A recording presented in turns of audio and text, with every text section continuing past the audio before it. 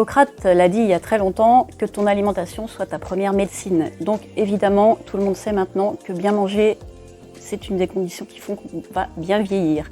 On a beaucoup progressé depuis les années 50, 60, depuis les régimes hypocaloriques et toutes sortes de régimes un peu aberrants. On sait maintenant quelle est la nature d'une bonne alimentation. On a arrêté notamment, par exemple, de diaboliser les graisses et on sait lesquelles sont bonnes pour la santé.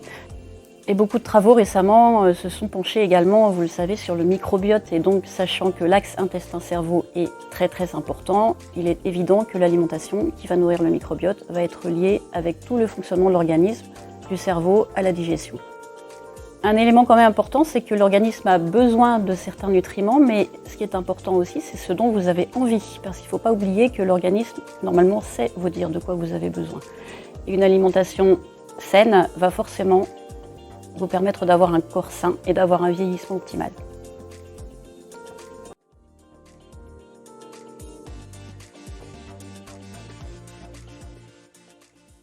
On connaît tous le slogan mangerbouger.fr. Alors bouger, c'est ça le mot le plus important. Quand on parle de sport, c'est pas forcément de courir le marathon, c'est d'exercer votre corps. Ça peut être classiquement, on dit descendre une station de bus avant, ça peut être de monter les escaliers, ça peut être d'aller voir vos collègues au bout du couloir plutôt que leur envoyer un mail.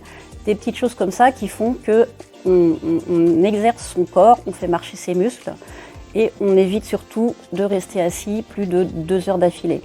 On peut dire qu'une maman qui court toute la journée n'a pas besoin de se culpabiliser parce qu'elle n'a pas fait assez de sport.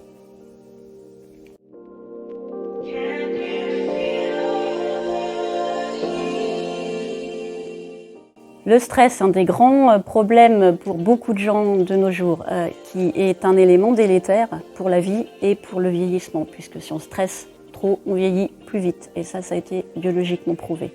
Alors, on ne peut pas éliminer les sources de stress, il y en a vraiment beaucoup, il y en a même de plus en plus par les temps qui courent.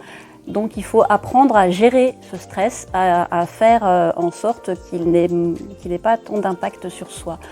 Là, les solutions sont à chacun de trouver les siennes. Vous pouvez pratiquer la méditation, le yoga, aller marcher en forêt, aller caresser votre chat, aller faire de la cuisine ou de la chorale. Quoi qu'il en soit, c'est savoir reconnaître quand le stress arrive, savoir le gérer.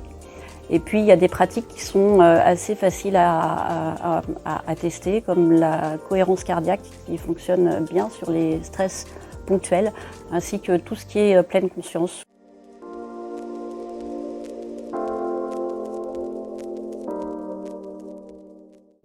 Comme tous les muscles, le cerveau, quelque part, a besoin d'être entraîné pour pouvoir bien fonctionner au cours de la vie et pour pouvoir bien vieillir. Donc il est important de se soucier de ça également. On n'a pas besoin de s'entraîner à être champion d'échecs, on n'a pas besoin de faire un Scrabble toutes les 2 heures.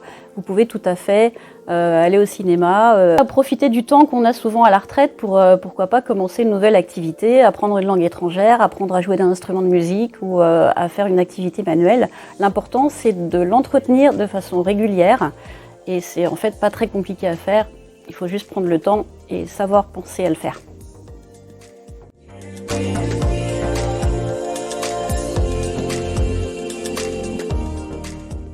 Et enfin, des petits trucs auxquels on ne pense pas forcément, mais qui font partie du fait qu'on vieillit bien. La première chose, évidemment, arrêter le tabac et l'alcool.